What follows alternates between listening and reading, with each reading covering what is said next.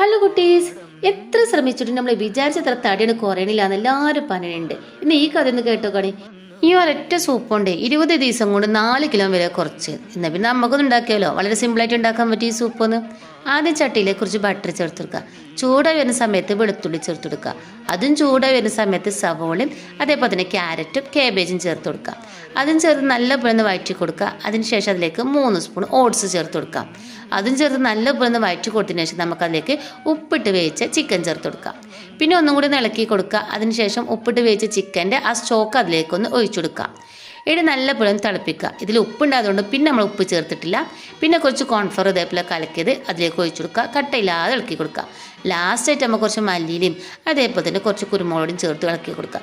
Soup ready. വളരെ സിമ്പിളല്ലേ. ഇതുകൊണ്ടൊക്കെ തടി കുറയണമെങ്കിൽ ഇത് കഴിക്കണം. ഇപ്പം അതത്ര വലിയ കുറ്റം. അപ്പോൾ എല്ലാവരും ഉണ്ടാക്കി നോക്കുക. എന്നിട്ട് ഇഷ്ടപ്പെട്ടാൽ ലൈക്ക് ചെയ്യാനും ഷെയർ ചെയ്യാനും മറക്കല്ലേ.